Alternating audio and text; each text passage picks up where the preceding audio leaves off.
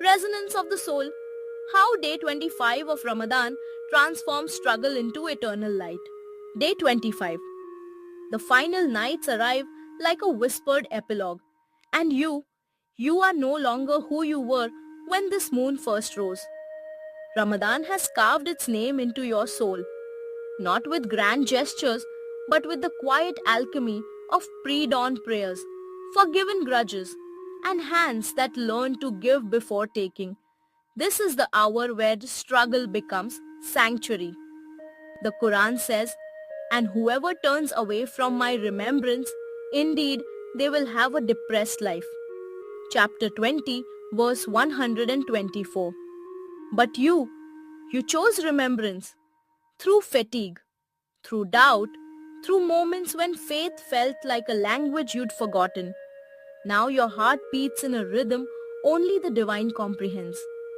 These final nights are not about chasing miracles, they are about becoming one. The mother who fasted while grieving, the addict who found strength in sobriety, the teenager who traded screens for surahs. Their stories are not footnotes, they are revolutions. The Prophet, peace be upon him, said, "The strongest among you is not the one who overcomes others, but the one who overcomes themselves." Today, you are your own miracle.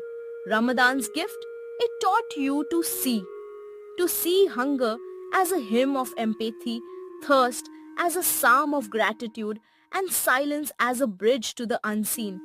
The Quran asks, "Did you think we created you in play?" Chapter 23, verse 115. No, you were created to resonate. Like a prayer vibrating across the cosmos, echoing in the hearts of those you'll never meet. Tonight, let your dua be a symphony. Pray for the parent working triple shifts to feed their children, for the prisoner tracing Quranic verses on cell walls, for the orphan who knows Allah as their only protector. The Prophet, peace be upon him, wept for strangers. Today, let your tears be their solace. But perhaps today, fear whispers, "Will I slip back?" Listen, the Quran's promise is not seasonal. Indeed, Allah does not fail in His promise. Chapter 3, verse 9. The discipline of suhoor, the peace of sajda, the joy of shared iftar. These are not rituals to abandon, but rhythms to sustain. In the quiet between Maghrib and Isha, reflect. What have I unearthed in this sacred excavation of the soul? Pride dissolved into humility, isolation transformed into kinship, scars reimagined as constellations. The Quran says, "And we have certainly created man in hardship." Chapter 90, verse 4. Yet here you stand, softer, fiercer, alive. The Ummah is a mosaic tonight. Each prayer, each act of charity, a tile in a masterpiece only Allah beholds. You are part of this eternal art. The refugee's resilience, the widow's whispered dua, the child's first fast, their struggles are your anthem. This is day 25. The moon is a sliver, but your faith is a supernova.